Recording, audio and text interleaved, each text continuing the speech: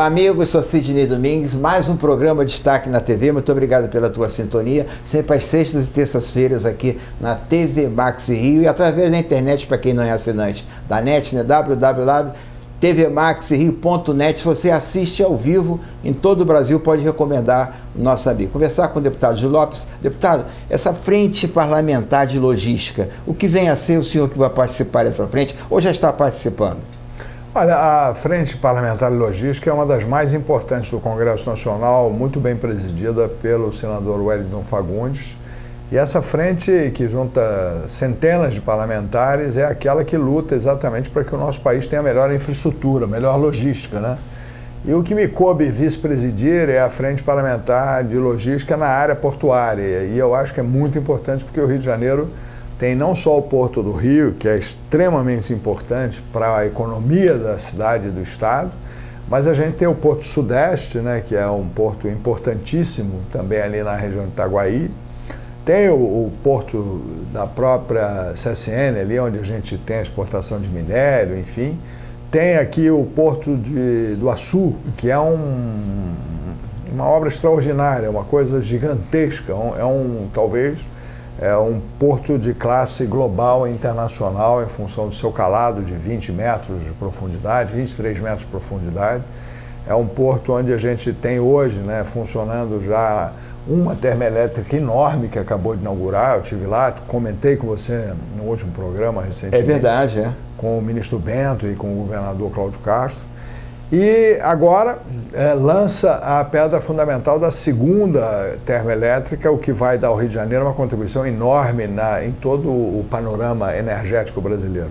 E lá eu tive a oportunidade de criar a zona de processamento e exportação do Açu, onde o porto pode importar mercadorias, beneficiar no porto, contratar mão de obra, tecnologia, softwares e fazer exportação de serviço a partir do porto. Quer dizer, ele não internaliza essa mercadoria, nem internaliza esse serviço. E aí consegue fazer isso sem impostos e com isso consegue muita competitividade na exportação.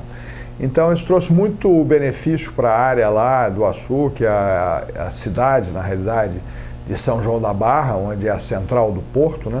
Mas para toda a região do Noroeste Fluminense, que é uma região muito pobre, é uma região muito sofrida do Rio, que tem um IDH, um Índice de Desenvolvimento Econômico, muito parecido com o do Nordeste brasileiro, das regiões mais pobres, né, Cid? Então, nós estamos na frente. É tão caótico assim? É muito pobre, muito pobre. E nós estamos atuando, então, nessa frente de logística que você me perguntou, eu dei uma volta grande, mas exatamente porque eu tenho atuado já nesse setor de energia, no setor portuário há bastante tempo. E acho que os portos são absolutamente estratégicos, não só para o Brasil, mas sobretudo para o estado do Rio de Janeiro. Porque nós temos uma infraestrutura muito boa, nós temos já portos extraordinários e a gente precisa continuar trabalhando para a modernização desses. Porque hoje quase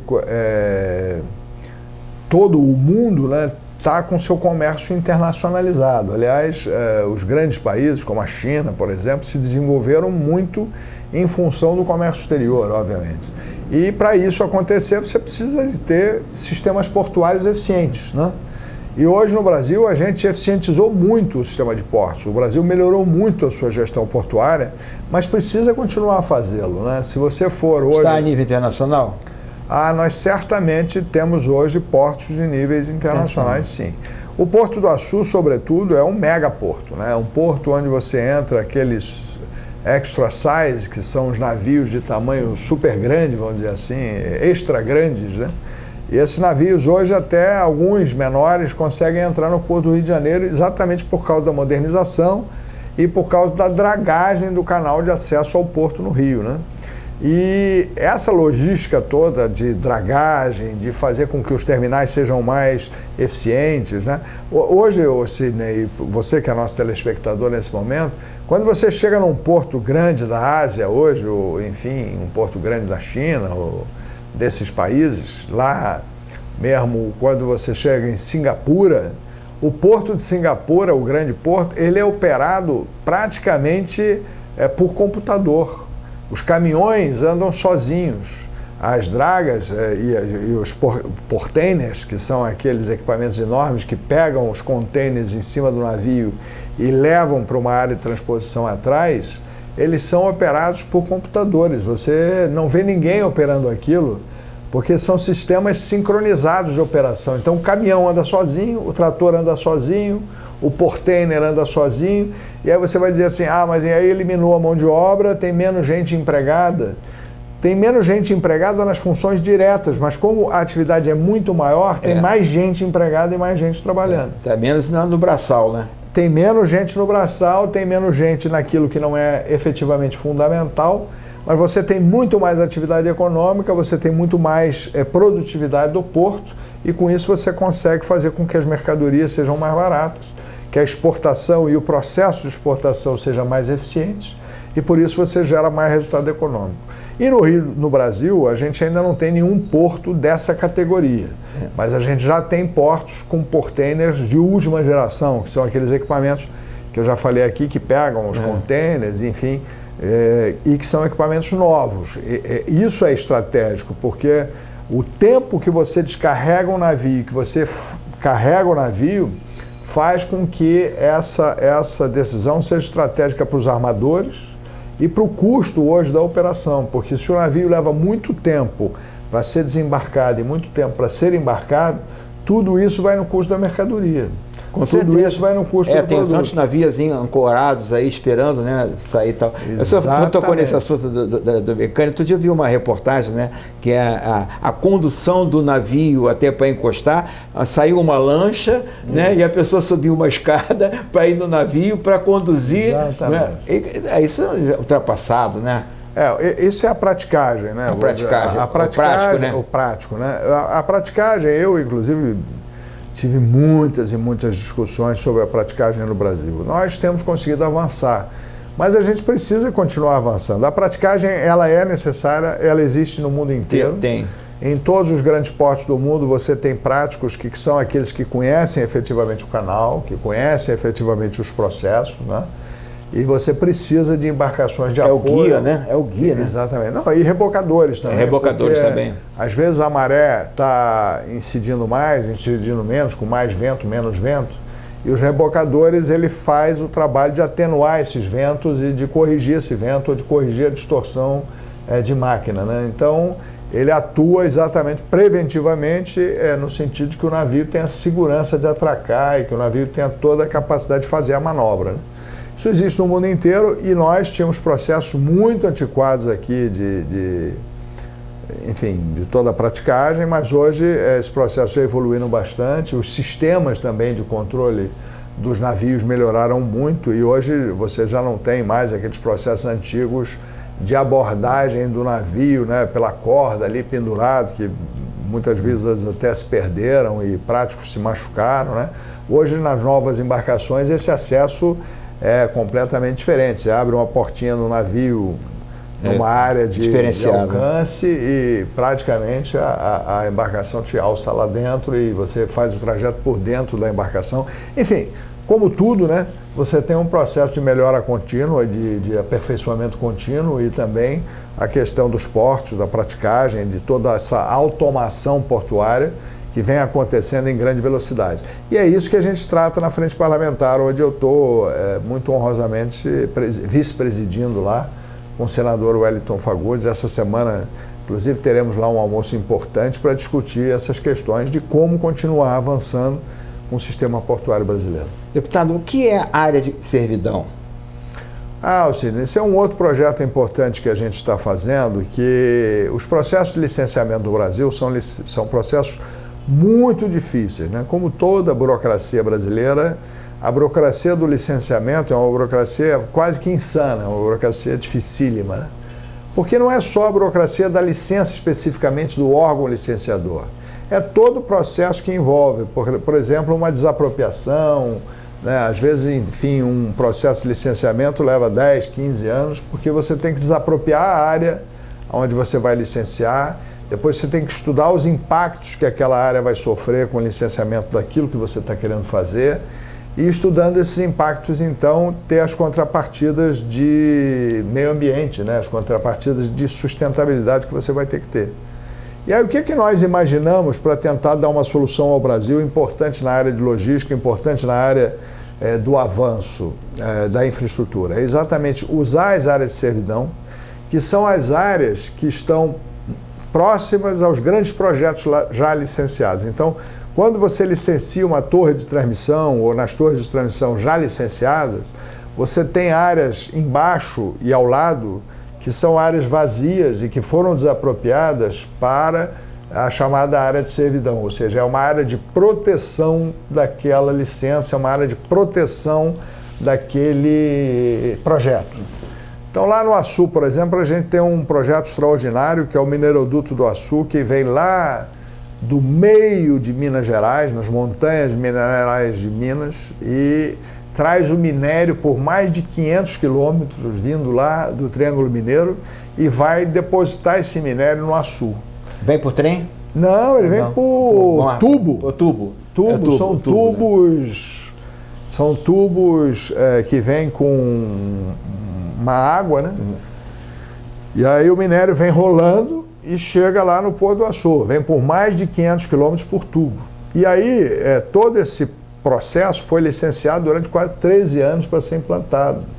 O que nós estamos propondo é que a gente pegue as áreas que estão licenciadas e que estão ao lado desse projeto para proteger exatamente esse projeto, e ali a gente possa colocar, sem necessidade de novos processos de licenciamento, de novos processos de desapropriação, obras de infraestrutura que possam caber naquele processo ali. Então, por exemplo, gasodutos poderiam ser perfeitamente acondicionados ao lado daquele mineroduto, de forma que a gente levasse o gás que hoje é jogado fora no Açu. São milhões de metros cúbicos de gás que são colocados no ar ou que são reinjetados nos poços, né? Porque a gente não tem o que fazer com aquele gás. Que e a gente comprando gás, né? E a gente comprando gás, e o gás a R$100 no botijão, a gente jogando fora milhões de metros cúbicos de gás. A gente poderia, então, levar esse gás por tubulação ao lado do mineroduto até o Triângulo Mineiro, por exemplo. E todas as grandes obras de infraestrutura, sejam trens, por exemplo, né? Você implanta uma ferrovia, você deixa sempre uma margem de segurança que é chamada área de servidão. Nessa área de servidão você pode passar energia, você pode passar gás, você pode passar, enfim, saneamento, você pode fazer uma série de licenciamentos que ganhariam muita velocidade, praticidade e economia. No país inteiro ou você está atuando só aqui no Rio de Janeiro, no que diz respeito a essas áreas? A nossa lei, evidentemente, se ela passar, ela é uma lei federal, ela vai cobrir toda a área dos grandes projetos brasileiros, mas eu, como parlamentar aqui do Rio, estou muito preocupado nos projetos que podem ser feitos aqui e que vão trazer, sem dúvida nenhuma, muito progresso, né? Muito progresso para o Estado, muita velocidade de investimento. Então a gente vai poder ter aqui grandes obras licenciadas com mais velocidade, com mais rapidez, para a gente poder fazer esses recursos voltarem para o Estado.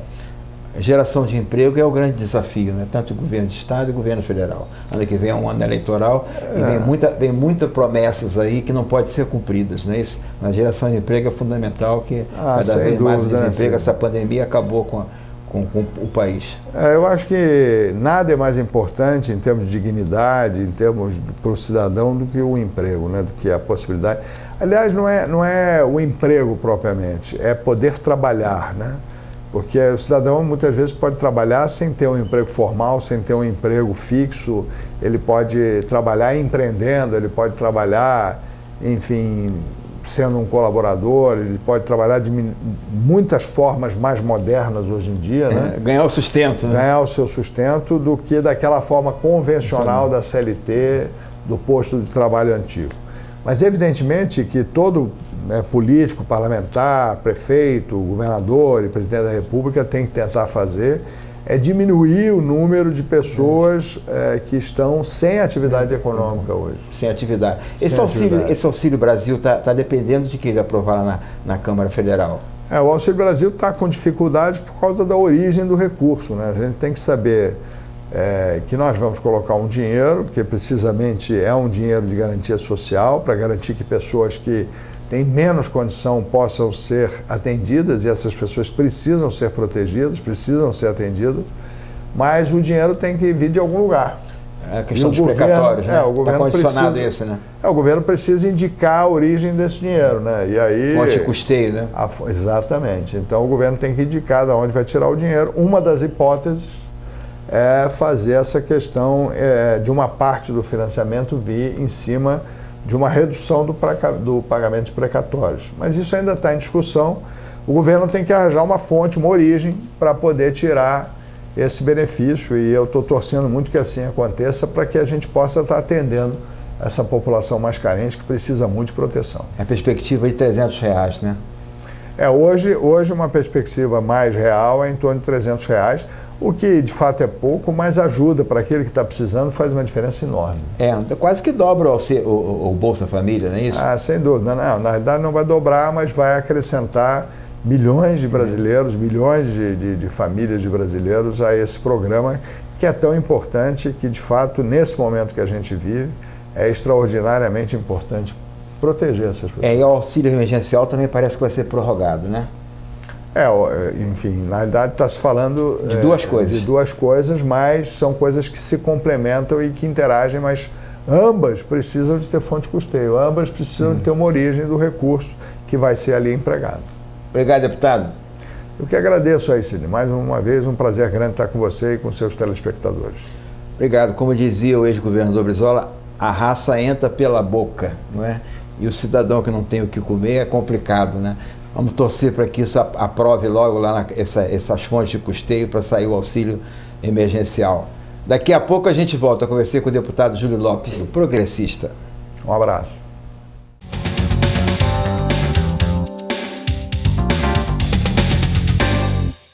Sabe qual estado vai levar água e esgoto tratados para milhões de pessoas?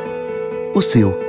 Com a concessão dos serviços de água e esgoto, a água tratada vai ser distribuída para novas localidades, transformando o que era privilégio de poucos em um direito para todos. E para isso acontecer, contamos com você. Não desperdice água. Quem esperou água tratada e saneamento a vida toda não tem tempo a perder. SEDAI, Governo do Estado do Rio de Janeiro. Sem tempo a perder. Meu nome é Humberto Martins, sou advogado. Algumas pessoas me procuram me perguntando da possibilidade de fazer inventário em cartório. É perfeitamente possível. Normalmente, o inventário é feito judicialmente, processo judicial, mas a lei criou possibilidade de fazer o inventário em cartório. À exceção de algumas situações onde há conflito entre os herdeiros, presença de menores ou incapazes, quando então tem que ser feito necessariamente na Justiça. Consulte o seu advogado ou me ligue para qualquer informação sem compromisso. Telefone 21 996 83 4062. A Alerj segue aprovando leis para ajudar na retomada da nossa economia. O corte de impostos estimula o retorno das atividades nas cidades e no campo. O incentivo a setores que geram emprego e renda amplia a competitividade do Estado. Assim, a nossa arrecadação volta a crescer e o investimento em saúde, educação e segurança também. Conheça mais leis aprovadas que ajudam a nossa economia a colher bons resultados. Alerj, mais perto de você, mesmo quando ainda precisamos manter distância. Eu sou o Dr. José Ribamar de Almeida Cerqueira Filho, especialista, mestre e doutorando em implantes dentários. O implante dentário hoje é uma inovação para você que sofre sem os dentes ou com próteses móveis ou não está muito satisfeito com a sua estética. Venha me fazer uma visita, trabalhamos com implantes de excelente procedência importados, temos hoje scanner intraoral e fresador, o que permite você entrar na clínica em apenas poucas horas sair com todo o seu sorriso corrigido de forma definitiva. Minha clínica está situada na Avenida Nossa Senhora de Copacabana, 978, Subloja 102. Telefones 3208-3943, 3208-3635. Venha me fazer uma visita.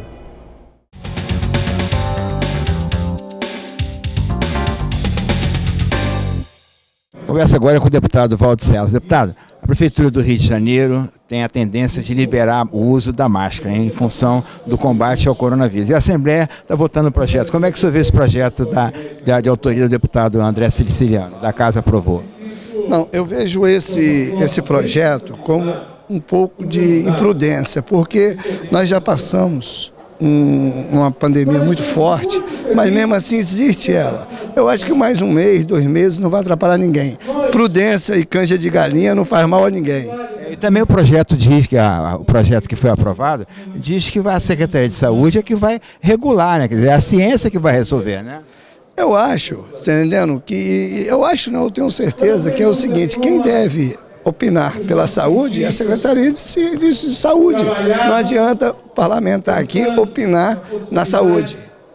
Verdade, isso aí que são os técnicos. Agora, isso também vai dar o direito, quem quiser usar máscara mesmo, permitindo liberar, que use a máscara. Cada um vai ter o livre-arbítrio de fazer isso. Não, exatamente. A pessoa achar que deve, por exemplo, o cara que vai visitar a mãe dele, a avó dele, ele vai se proteger. Eu acho que deveria todo mundo proteger proteger o outro. E esse pessoal ainda que não foi se vacinar, tem gente que só tomou a primeira dose, não tomou a segunda. Isso sim é a falta de consenso, né? De consciência. Isso aí é o cara temar contra a ciência. Eu acho que todo mundo tem que se prever. A vacina é para o bem da humanidade, então todo mundo tem que se vacinar. Bom, tá aí voltando às atividades comerciais, né? Agradeço aí, espetáculo de teatro está fazendo, o cinema e tal, e o comércio se restabelecendo, que muita gente quebrou, né, deputado? Graças a Deus, no SEASA, por exemplo, a gente passamos essa turbulência aí, todo mundo ainda sobreviveu, mas muitos comércios aí hoje tá engateando. É só ver as lojas aí no centro da cidade, Zona Sul, no subúrbio, quantas lojas para alugar, né? É muito triste você montar uma empresa e de repente, por causa da pandemia, ter que fechar. Mas a gente vai pedir muito a Deus que oriente e ajuda todo mundo para melhorar o comércio. Esse auxílio emergencial também aí vem para ajudar para quem não tem nada, né, deputado? Mas é só R$400. Para quem não tem nada, R$400 é dinheiro para caramba. Pelo menos feijão com arroz resolve. Já dá para comprar a cesta básica e agora vem também o Vale Gás também, o gás está muito caro, aí R$400, com mais R$100, R$500 vai ajudar muitas pessoas carentes. Com fé em Deus vai melhorar o nosso país aí. E o Vale Gás aqui também foi aprovado pela Assembleia, né? Exatamente, para ajudar aí, porque o gás hoje eu acho que está mais caro do que o feijão e o arroz. Obrigado, deputado. Abraço. Deputado Valdo Ceasa.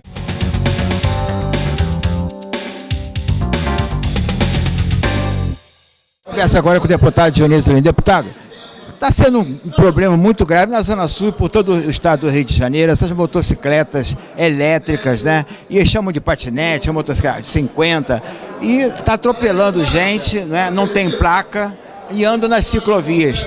Que providência o senhor pode tomar a respeito disso? Seria oportuna a sua pergunta. Quero parabenizar a sua audiência e dizer que nós tivemos muitas reclamações de pessoas que estão efetivamente utilizando essa motocicleta além da velocidade.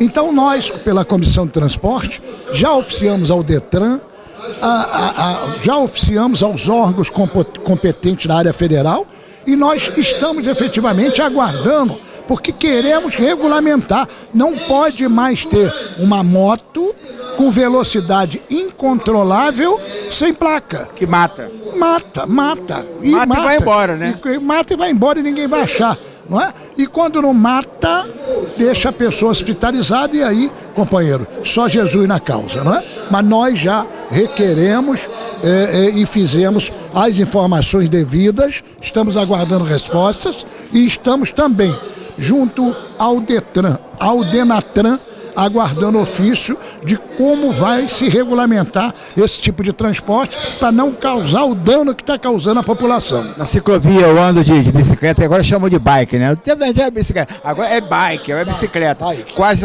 fui atropelado 2 vezes, que ele passa em velocidade. E até bicicleta elétrica também é um perigo, porque aquilo ali vem 30, 40 quilômetros, e cheio de velhinho, né? Na verdade, eu acho que isso não podia ser liberado deste modo, porque você tem uma pessoa que não é habilitada. Não é? O cidadão que estava acostumado com a bike, como você disse, com a bicicleta, passou a circular com a lambretinha, a gente chama de lambreta, a gente chama de patinete elétrico, mas tudo com a velocidade que não tem controle, porque não está regulamentado. nós já estamos providenciando isso junto ao Denatran, junto ao Detran, e nós vamos regulamentar pela Assembleia esse tipo de transporte para que tenha o controle de velocidade. Deputado, eu fiquei sabendo aqui na Alerj, né, e vi que isso é uma iniciativa de tombar, né, tanto a Escola Império Serrano como a Portela, né, como bens e material, né? Por que isso? Veja só. E qual é o benefício para a escola? A Escola de Samba Império Serrano e a Escola de Samba Portela, como as demais, eles têm um atendimento cultural avançado para a comunidade. É natural que todo aquele carnavalesco, todo aquele funcionário que é envolvido na escola de samba, não é? No período que acaba-se a pandemia, nós estamos voltando a conviver com a geração de emprego para termos um carnaval. Voltar à nossa cidade maravilhosa e a gente voltar a viver, né, Cid? E de modo que decidimos tombar com o patrimônio imaterial e cultural para que possa as escolas, no seu devido tombamento, poder ter os benefícios da lei para investir e profissionalizar a população. No caso do Império, a nossa Serrinha. No caso da Portela, Oswaldo Cruz. E todo o entorno da nossa área, né? Porque a escola de samba, Sidney, ela gera muitos empregos. Porque você tem que fazer alegoria, você tem... o carnavalesco tem que fazer desenhos fenomenais. É uma coisa muito bonita. Os barracões já estão funcionando, né? Já estão funcionando. E estão liberados efetivamente pelo Corpo de Bombeiro, tudo dentro da lei, não é? E graças a Deus acho que nós vamos ter carnaval em fevereiro, que é o tradicional, podendo inclusive ter o de julho, que é o carnaval fora de época, que é o nosso, de nossa autoria, da nossa lei. Madureira agora, Madureira chorou, só no samba, porque a Madureira agora é só alegria. Tem até ônibus turístico agora. O prefeito, nós inclusive, colocamos no calendário oficial do Rio de Janeiro, essa questão do ônibus turista. Você sabe muito bem que você tinha com o Marquinhos de Oswaldo Cruz, não é? Aquele trem que toda a população vai, os compositores, todo o pessoal do samba, ia e pegava e ia até a central volta para Oswaldo Cruz, e tinha a Feira do Abadá, que é em Oswaldo Cruz. Aquilo concentra as baianas, a velha guarda, a coisa mais linda que tem. Bom, agora o prefeito deu a título precário, autorizo, e aí está se colocando o ônibus de turismo. O que nós estamos fazendo? Um ônibus de turismo elétrico.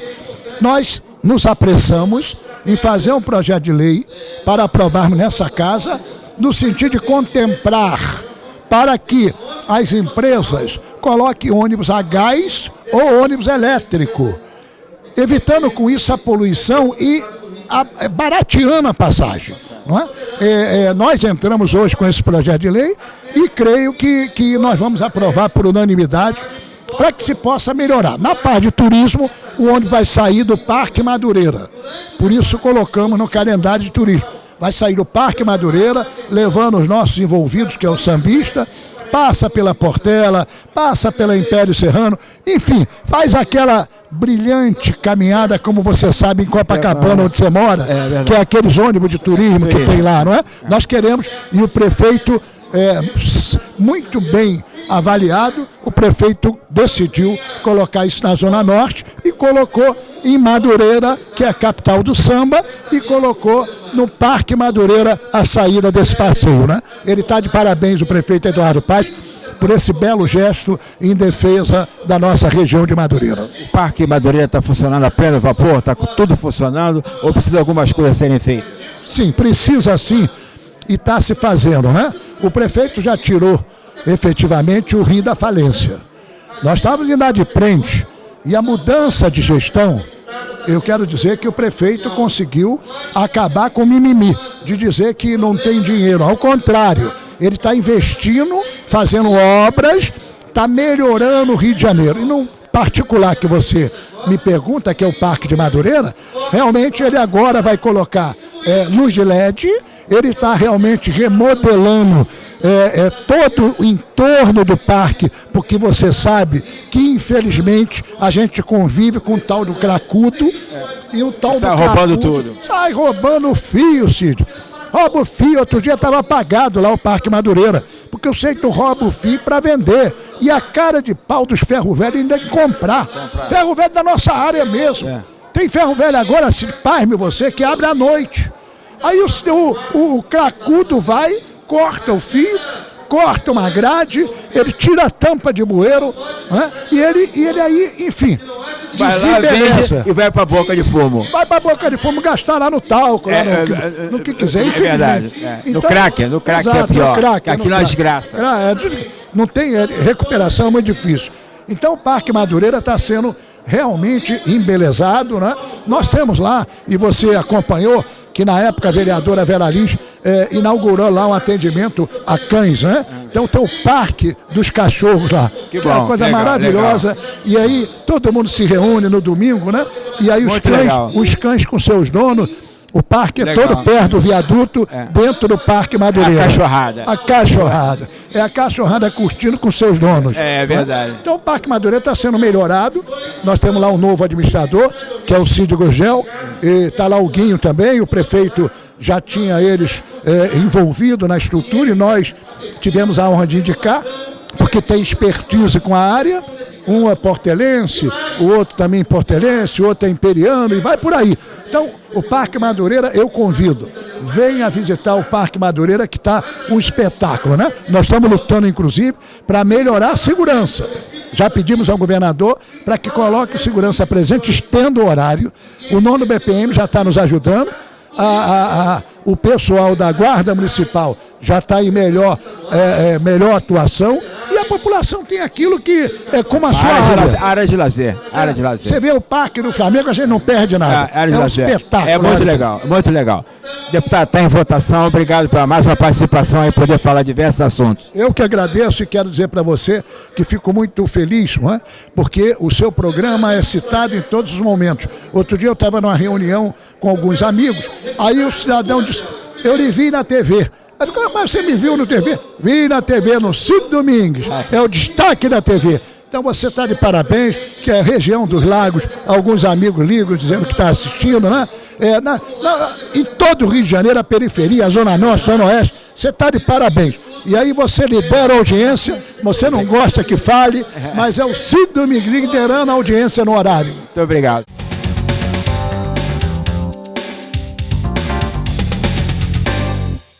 Conversa agora com a deputada Rosane Félix. Deputada, a senhora apresentou uma questão de ordem, né? E no que diz respeito, as pessoas estavam pensando que essa cobra estava viva, né? Mas não coisa aqui. Não. Mas a senhora denunciou uma compra ilegal, um absurdo, né? Por verdadeiras cobras criadas? Olha só, na verdade, só para deixar bem claro aqui para o pessoal que essa cobra aqui não é de verdade, tá, gente? Então, porque eu participo da Comissão de Defesa dos Animais e eu realmente protejo animais, eu me preocupo muito com isso. E o que houve? O Instituto Veterinário Brasil, ele pediu à INEA uma cobra rara com o nome de Mussurana montana para fazer um estudo. Simplesmente, essa cobra morreu. Nós temos um diagnóstico do INEA que essa cobra morreu por maus tratos. A cobra morreu por falta de alimentação, morreu com fome. Fundamentado nisso, o Instituto Vital Brasil, ele constrói um serpentário. Quanto custou isso, deputada? Quase 6 milhões de reais, um contrato emergencial usando o dinheiro do Fundo de Combate à Pobreza. Então, a gente precisa primeiro averiguar como assim. E o Tribunal de Contas? Exatamente. Tem que entrar, né? E aí que a gente, exatamente. E aí que nós estamos, vou levar esse assunto, inclusive, para a comissão, tá? Nós vamos apurar, nós temos toda a documentação e vamos ir a fundo, porque não pode ficar assim.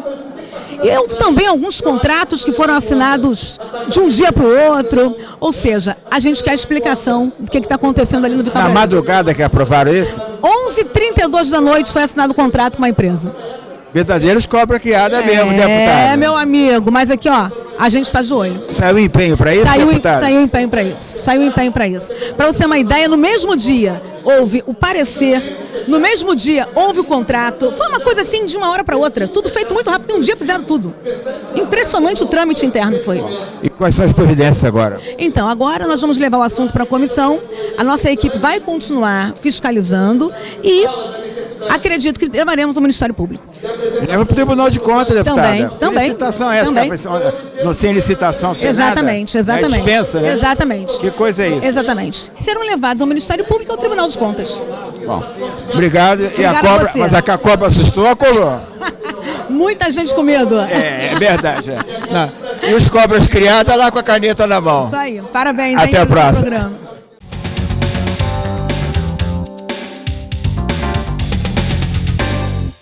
Sabe qual estado vai levar água e esgoto tratados para milhões de pessoas?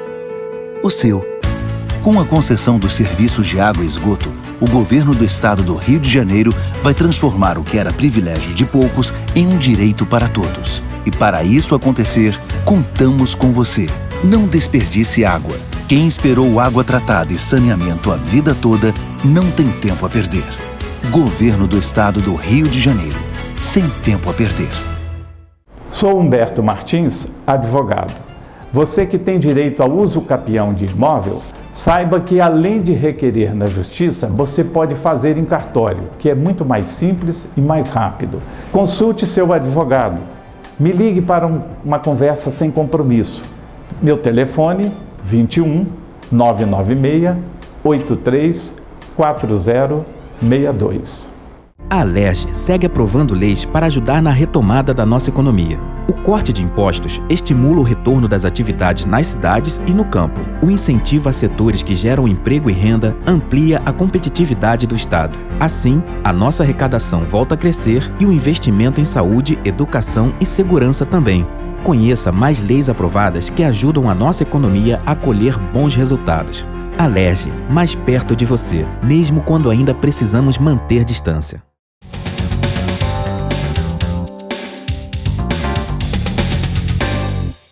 Conversa agora com o deputado Paulo Ramos, deputado federal do PDT. Deputado, houve a privatização aqui da SEDAI, né? E o senhor identificou algumas coisas que não poderiam acontecer da participação de uma empresa que ganhou uma parte dessa privatização. O que o senhor está propondo lá em Brasília? Eu aprovei a realização de uma audiência pública para tratar de um conflito existente no próprio edital. A licitação contrariou dispositivos do edital, a começar pela Iguar, que tem na sua composição societária o Banespar, que é o braço de investimento do BNDES. E foi o BNDES que, com as informações, ofereceu o projeto para a privatização, dividindo em blocos. E a Iguar ganhou o bloco o mais lucrativo. Então, eu aprovei essa audiência pública, e selecionando o presidente do BNDES, presidente do Tribunal de Contas da União, presidente do Tribunal de Contas do Estado, o presidente da SEDAI e 2 representantes dos sedaianos.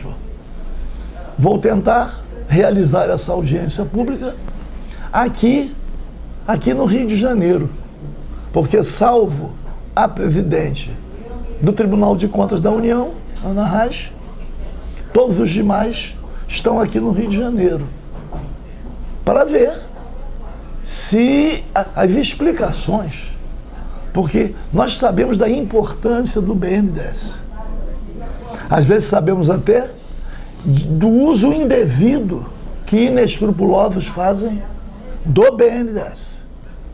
Mas o BNDES é um instrumento importante para um projeto de desenvolvimento do nosso país com recursos próprios. Aliás, muitas privatizações são levadas a efeito e os ganhadores vão lá e pegam dinheiro no BNDES. Então, nós temos preocupação também com a imagem do BNDES. Agora, causa estranheza que o Tribunal de Contas da União constate um erro grave, o descumprimento flagrante do próprio edital de licitação. Então vamos ouvir também as razões do nosso Tribunal de Contas do Estado. Que não se manifestou? Porque aprovou? Não, porque o Tribunal de Contas do Estado, com a SEDAI estadual, foi quem acompanhou todo o processo de privatização. Aliás, o Tribunal de Contas da União diz exatamente isto. Constata o conflito, constata a transgressão ao edital, mas diz que a responsabilidade é do Tribunal de Contas do Estado. Ou seja, quem ganhou não poderia participar da licitação. Exatamente. Estava impedido. E aí vem uma questão. É Rio Água, né? É Iguá. Iguá. E aí vem Ele era do Banestado? O Banespar? Não, o Banespar tem quase 11%. Aí não podia. Não podia. Não. E a grande questão é a seguinte: quais são os interesses em jogo? Porque quem acompanha a luta que travei e que travo contra a privatização da SEDAI sabe do argumento. A água é um bem essencial à vida. Não pode ser submetida ao lucro. A SEDAI, mesmo sendo uma empresa estatal, era lucrativa. Bastava pegar o lucro para o reinvestimento. E a SEDAI estava com vários projetos em andamento, já com recursos. Sem falar na vitória que teve no Supremo Tribunal Federal em relação aos impostos. E esse novo lote que vai ser leiloado agora? Não, a bem da verdade, a AP5, o lote menos lucrativo, que parcela já estava praticamente terceirizada ou privatizada, foi o Patinho Feio. Ninguém quis. É Zona Oeste, né? Zona Oeste. Então me parece que a existência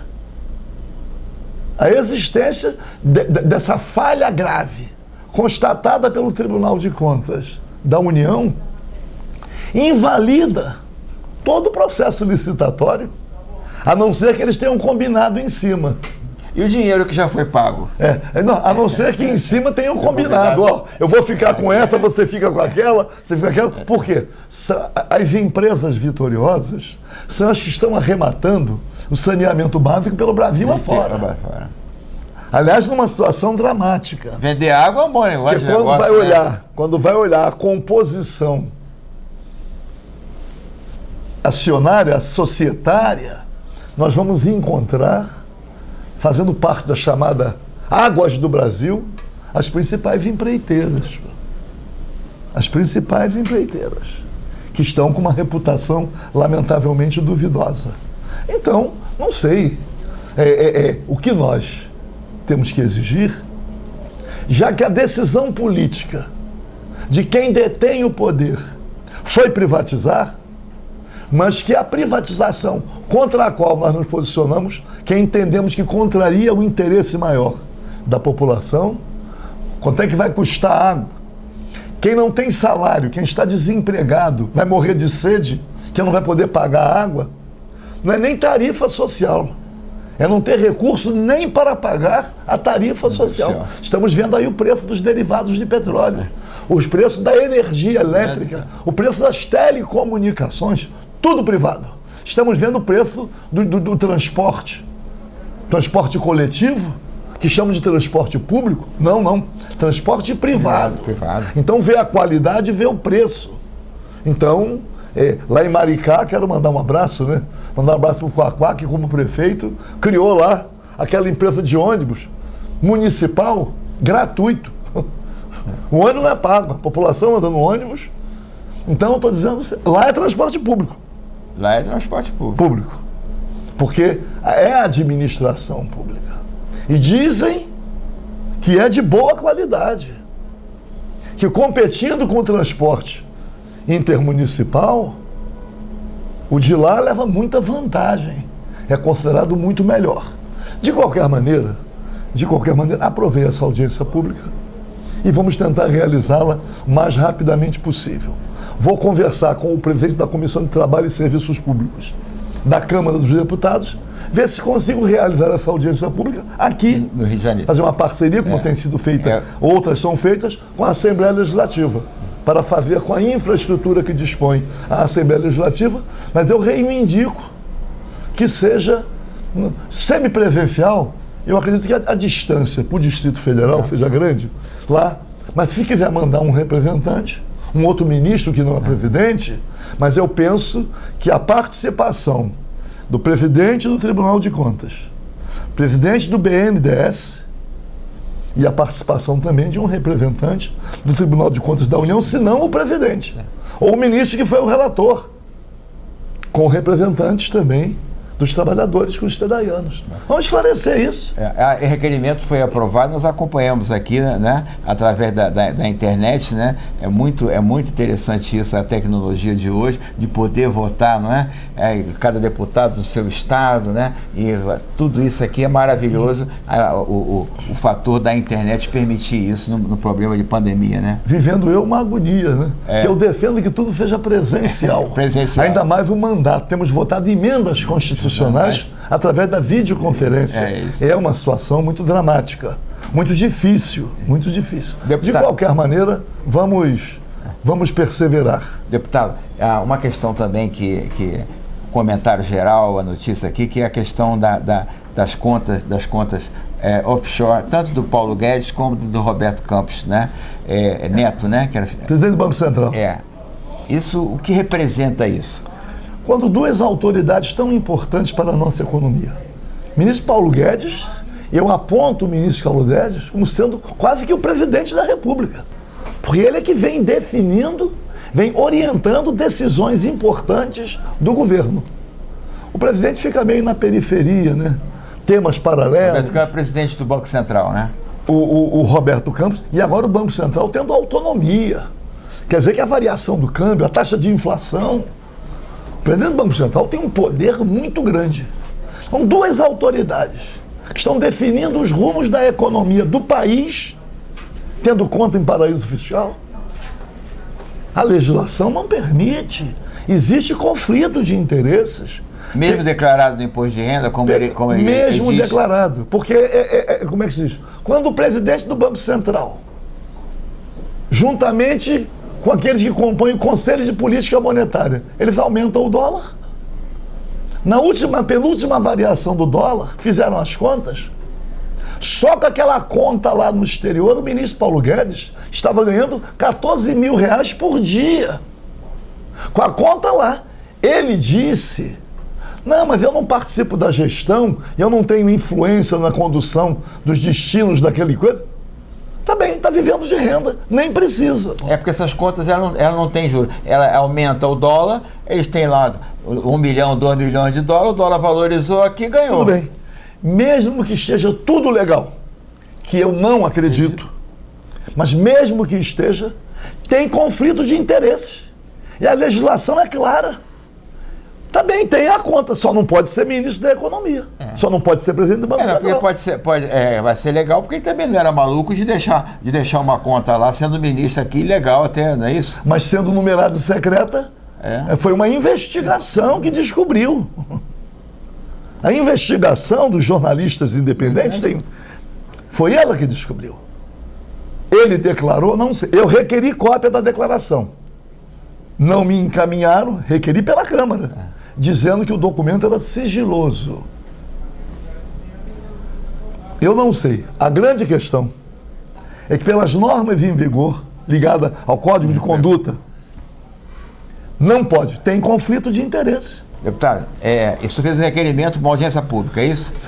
Eu, na verdade, aprovei também na Comissão do Trabalho realizar um debate convidando só o presidente do Banco Central sobre o que significa ter uma conta num paraíso fiscal ou até uma conta no exterior. E ter conta em paraíso fiscal já é quase que uma confissão, que todos sabem que o paraíso fiscal existe para lavagem de dinheiro. Em que país foi isso? É nas Ilhas Virgens Britânicas, porque para dizer que a Inglaterra é um país imperialista e eles falam no crime organizado, no combate ao crime organizado, como é que eles patrocinam paraísos fiscais com contas numeradas e secretas? Quem é que tem conta lá, senão aqueles que não podem confessar a origem do dinheiro? Olha aí. Tudo muito difícil. Quais são os países que têm paraísos fiscais? É complicado. Deputado, infelizmente nosso tempo acabou. Suas considerações finais. Eu quero mandar um abraço, né, para todos que acompanham o seu programa, que acompanham as minhas intervenções aqui, e dizer que eu sempre estou disposto ao debate. Eu não me considero nunca o dono da razão, mas quero debater a questão do preço dos derivados de petróleo. Mas debater com a verdade e não com a manipulação. Que nós pegamos os grandes meios de comunicação, o debate não se concentra na causa, pô. Falar que está dolarizado, que é preço de paridade de importação, tudo muito bem. Mas por que o Brasil, tendo petróleo, a Petrobras tendo refinaria, sendo economia de mercado, por que não... E tendo capacidade ociosa, por que a Petrobras, competindo com as concorrentes que estão importando derivados, que a Petrobras não refina mais para dar a segurança energética ao país na questão dos derivados de petróleo? Segurança. Como é que se diz? Autossuficiência. O Brasil tem condições de ser autossuficiente e colocar a gasolina, o diesel e o gás a um preço muito menor, que já tem dados. A Petrobras pode refinar, tendo lucro, cobrando um pouquinho mais, praticamente a metade do preço que ela cobra hoje na refinaria. Se abate 50% na base do cálculo, tudo mais vai ser afetado, reduzindo 50%. Então a gasolina que está a 7, pode vir para 3,5. E se reduzir os impostos, ainda diminui mais, pô. Aí falam no custo Brasil. O custo Brasil, que eles usam como argumento, os investidores não vêm para cá. O custo Brasil, quem está sofrendo esse custo é o povão, que está passando fome, está desempregado, e quem sobrevive na sua atividade profissional, necessitando de botar gasolina, diesel, as donas de casa com gás de cozinha voltando ao fogão a lenha. O custo do Brasil está para o povo que está excluído, ou que está no sacrifício. O custo do Brasil não pesa para uma Shell, para uma British Petroleum, não. O custo do Brasil pesa para o povão que está aí na rua dormindo ao relento, com fome, sem emprego, ou com salário arrochado. Esse aqui é o custo do Brasil. E a Petrobras queimando gás e comprando gás. Deputado, infelizmente... Mas a culpa não é da Petrobras. A Petrobras é um instrumento de política pública do governo. Até a próxima. Vamos lá, a luta continua. Vamos acreditar na força do povo, como dizia o velho Brizola. É verdade. Conhecer com o deputado federal Paulo Ramos, sempre veemente, sempre com essas informações, né? Que certamente não são todos os deputados que têm acesso a essas informações, e a possibilidade do nosso programa abrir para essas informações tão importantes para a população do Rio de Janeiro e do país inteiro através da internet.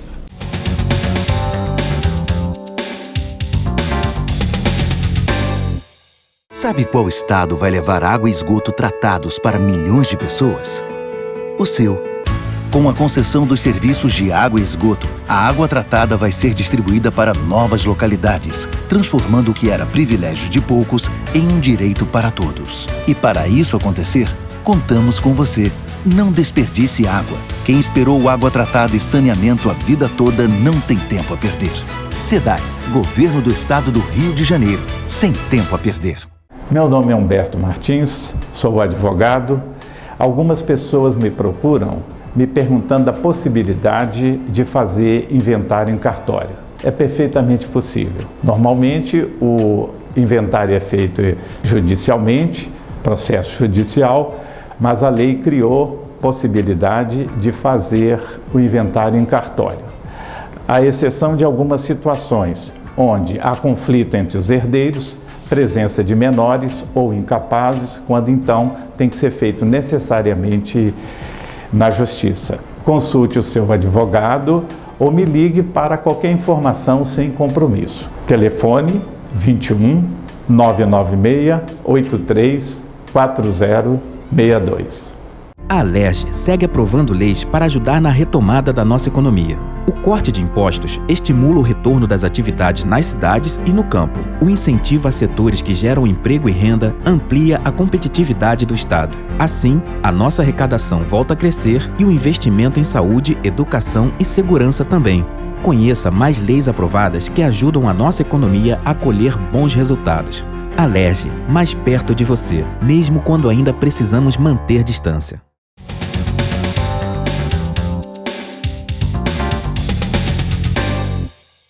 As pessoas que acompanham o meu programa têm mandado mensagens a respeito do Dr. Humberto Martins, que é um advogado e que fala sobre o uso capião e sobre o inventário que pode ser feito em cartório.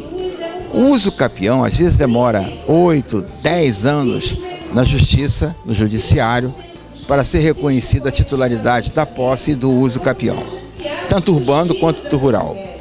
Mas a nova legislação em vigor, e aí falo como advogado, não como jornalista, permite que, desde que o uso capião possa ser comprovado através de documentos, de taxas, todos os pré-requisitos, pode ser feito em cartório. Você vai no cartório, paga e vai ter o mesmo reconhecimento que em juízo. Pouca gente sabe disso. Aí você procura o seu advogado, procura um advogado, entendeu? Para verificar essa documentação que você pode fazer em cartório. É importante que você tenha pré-requisitos para registrar em cartório e também no RGI, no Registro de Imóveis. Na verdade, o advogado só vai cobrar depois de conseguir, porque se ele cobrar alguma coisa é irregular. Chama-se advocacia de êxito. Faz um contrato que ele resolvendo a situação, o êxito da matéria, do uso capião, né, a não ser as custas processuais e a do cartório, né, isso tem que ser desembolsado pelo pretenso usuário ou da posse do inventário. Então o uso capião pode ser feito em cartório. Se você tem um terreno na sua posse, se você tem uma casa na sua posse, a não ser que seja contra a União e contra o Estado, aí não tem direito ao uso capião. Mas terras abandonadas, casas abandonadas, apartamentos abandonados, que você tem condição de pagando taxa, de pagando impostos e tudo, você pode procurar o advogado. O meu telefone é 996868181 e do escritório 2220-3511. O Dr. Humberto Martins é meu sócio no escritório de advocacia. Mas você pode consultar o seu advogado, mesmo que ele não seja um especialista nessa questão. Aí o Dr. Humberto Martins vai atender você e vai encaminhar e vai te dizer francamente, ó, isso não tem sucesso. Sabe por quê? Ele vai jogar franco com você? Porque ele só vai receber os honorários dele após o êxito, após conseguir o uso capião do imóvel que você está pretendendo o uso capião. Então, ele não vai dar prosseguimento, né, a uma situação que não terá êxito. Faça isso. Mantenha a posse do seu imóvel, regularize essa documentação para você, para os seus filhos, para os seus netos, né? É um bem que você pode adquirir para a sua família. Use capião em cartório. Pode sim, 2220-3511, horário comercial, ou 996-868181. Faça isso. Sou Humberto Martins, advogado. Você que tem direito ao uso capião de imóvel, saiba que além de requerer na justiça, você pode fazer em cartório, que é muito mais simples e mais rápido. Consulte seu advogado. Me ligue para uma conversa sem compromisso. Meu telefone 21 996 83 4062. Eu sou o Dr. José Ribamar de Almeida Cerqueira Filho, especialista, mestre e doutorando em implantes dentários. O implante dentário hoje é uma inovação para você que sofre sem os dentes ou com próteses móveis ou não está muito satisfeito com a sua estética. Venha me fazer uma visita, trabalhamos com implantes de excelente procedência importados, temos hoje scanner intraoral e fresadora, o que permite você entrar na clínica em apenas poucas horas e sair com todo o seu sorriso corrigido de forma definitiva. Minha clínica está situada na Avenida Nossa Senhora de Copacabana, 978, Subloja 102. Telefones 3208-3943, 3208-3635. Venha me fazer uma visita. Chegamos ao final de mais uma apresentação do programa Destaque na TV. Eu sou Sidney Domingues e estou sempre no ar, sextas e terças-feiras, das 22 às 23 horas, aqui na TV Max Rio, canais 25 e 525. Muito obrigado por assistir o programa Destaque na TV. Até a próxima edição.